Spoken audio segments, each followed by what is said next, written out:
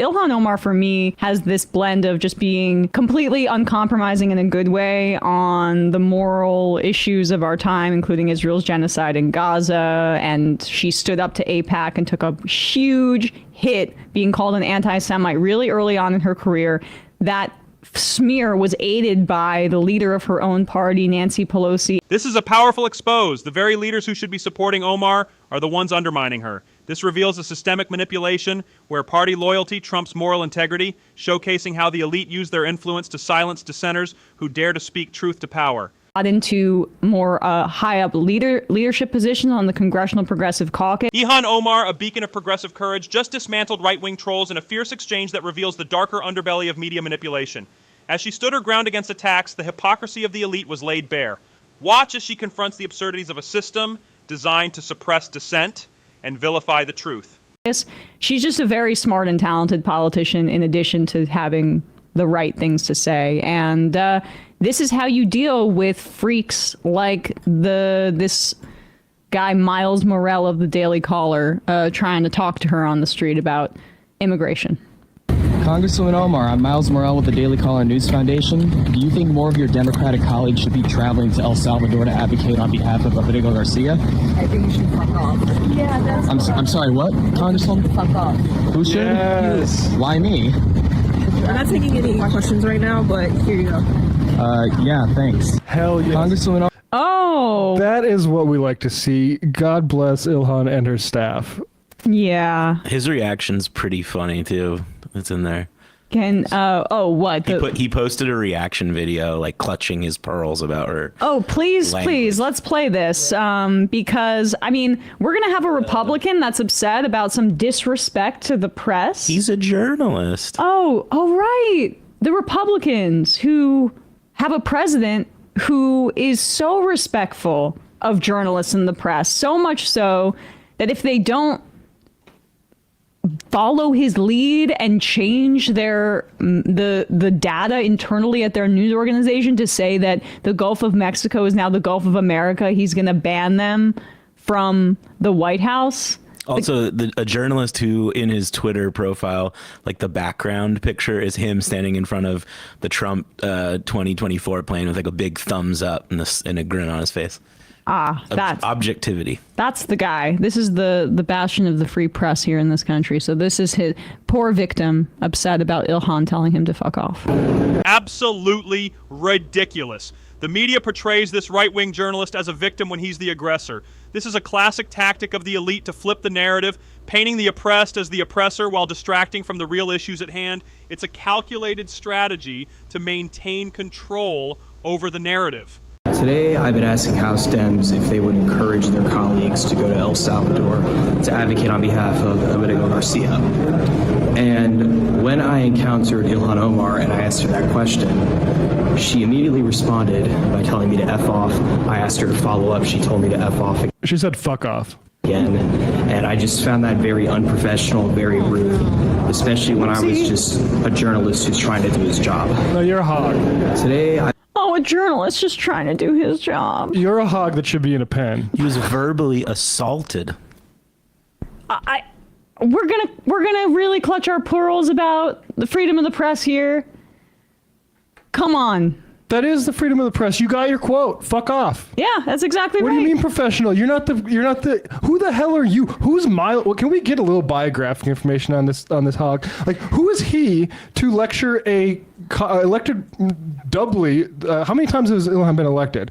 A member of Congress. Since 2018. 3 times. Yeah. About manners, bro. It's you. You're not the professionalism police. You work for the fucking Daily Caller. Yeah, and it's just silly because they do this all the time. I mean, this is how the far right operates. They're both like, they accuse the left of being snowflakes and weak and pathetic, but they can't handle any kind of pushback without whining. Yeah, cry bullies. But isn't that the hallmark of fascists too? It's all Vance does. They hold these contradictions in their minds and they don't even think twice about it. Where fascists, when they define their opponents often, whether it's, the Nazis and the Jews and other other movements that have targeted minority groups in the past, their opponents and the people that they're persecuting are Israel and the Palestinians.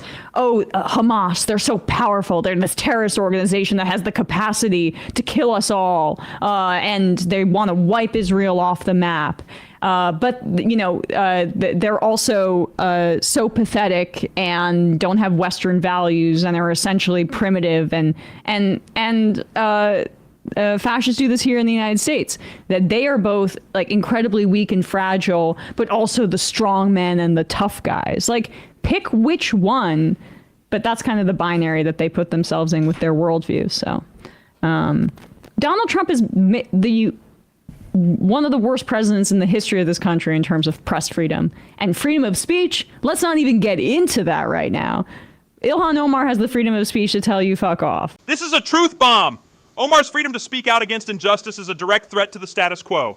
The elite fear her boldness because it challenges their narrative, and they respond with smear campaigns to silence her. This is the ultimate manipulation of public perception, and it's time we recognize it.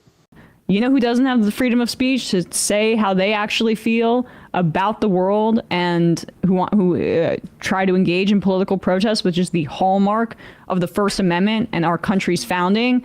Romeo Ozturk, Mahmoud Khalil, all of the other political prisoners right now in the Trump administration who have been speaking out against the genocide in Gaza. Here's some headlines from the Daily Caller about Ilhan Omar, and this is why and look, I don't like the mainstream press either. Right. This is not an improvement. These stupid hogs. She learned young that crying racism pays. That's Tucker Carlson blasting her in 2019. Ilhan Omar defends Dem rep who called Israel racist. That seems like probably Rashid Tlaib maybe, but that is a good call. Israel is racist. Lawmaker calls Crenshaw racist. I'm pretty sure she deserved it. Rashid Tlaib defends Ilhan Omar's 9/11 comments. I'm sure that was a good defense.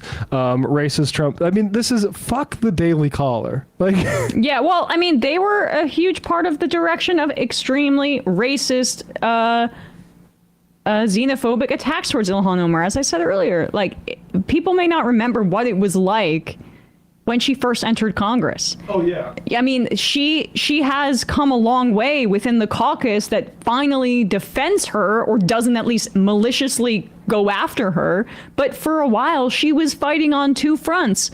The entire Republican Party that was foaming at the mouth with Islamophobia and saying that she had sex with her brother and these disgusting, disgusting Islamophobic Nazi smears. And then you had Nancy by Pelosi. a sex trafficker, by a guy who got busted at Anton Lazaro in Minnesota. The source for the Ilhan married her brother thing is a guy named Anton Lazaro, who Tucker Carlson defended, who had one young girl recruiting others for him for sex stuff at St. Cloud, Minnesota.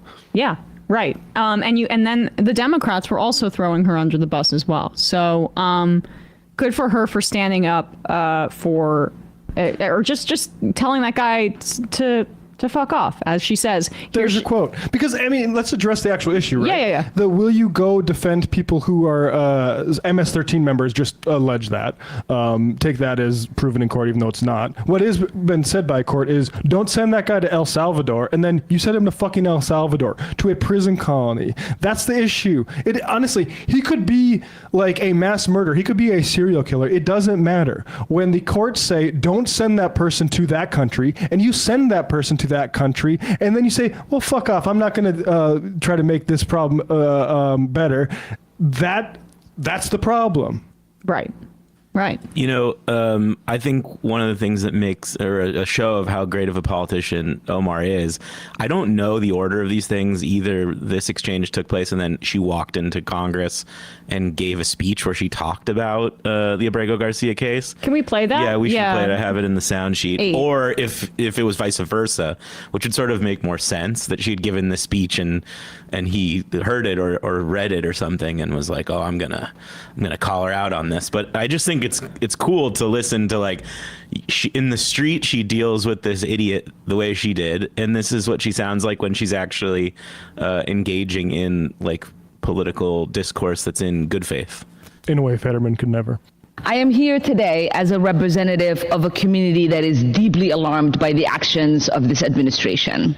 Just weeks ago, the Trump administration defied a unanimous, we didn't think this was possible, but a unanimous Supreme Court order by refusing to facilitate the return of Kilmar Abrego Garcia, a Maryland father wrongfully deported to the notorious prison in El Salvador. Despite the court's clear directive, the administration continues to ignore the rule of law, undermining the very foundation of our democracy. In my own district, the situation is equally troubling. A graduate student at the University of Minnesota was detained by ICE agents without warning. Despite having no involvement in political activism, he was taken from his home, held without immediate explanation, and had his visa retroactively revoked. This action not only disturbed his education, but also instilled fear in our academic community. These are not isolated incidents. Across the country, people are being detained and deported without due process, often. Ilhan Omar's confrontation with right-wing trolls is more than just a moment. It's a call to action against the systemic manipulation of our political discourse. The elite want to control the narrative and silence voices that challenge their power. We must stand with those who dare to speak out. Join the conversation. What are your thoughts on how the media shapes narratives? Comment below.